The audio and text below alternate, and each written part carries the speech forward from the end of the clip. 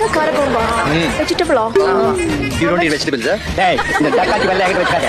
பரவாயில்ல, கோவக்கா வச்சுட்டு காரக்குழம்பு யூனிக் ஐ திங்க்ல. Yes, very unique. யூ கண்டுபிடிச்ச டிஷ்?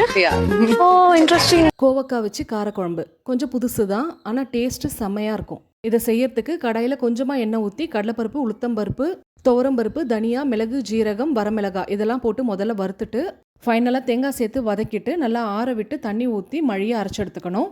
அடுத்து அதே பேனில் 2 டேபிள் ஸ்பூன் அளவுக்கு எண்ணெயில் கோவக்காவை முதல்ல வறுத்து எடுத்துட்டு அடுத்து அதே எண்ணெயில் கடுகு போட்டு பொரிஞ்சதும் வெங்காயம், பூண்டு சேர்த்து நல்லா வதக்கணும்.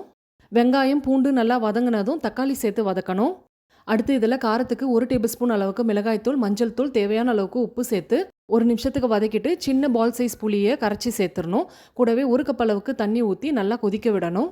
எண்ணெய்லாம் பிரிஞ்சு வந்து ஓரளவுக்கு திக்காக இருக்கும். இந்த ஸ்டேஜில் நம்ம அரைச்ச விழுதை சேர்த்துடணும். ஒரு கொதி வந்ததும் வறுத்து வச்சுருந்த கோவக்காயை சேர்த்து 2 நிமிஷம் கொதிக்க விட்டு இறக்கணுன்னா சூப்பரான கோவக்காய் காரக்குழம்பு ரெடி. எப்போ பாரு கோவக்காயில் ஒரே மாதிரி பொரியல் செஞ்சு போர் அடிச்சிருச்சுன்னா ஒரு முறை இந்த மாதிரி ட்ரை பண்ணி பாருங்கள். டேஸ்ட் அட்டகாசமாக இருக்கும். ட்ரை பண்ணிவிட்டு சொல்லுங்கள். பாய்.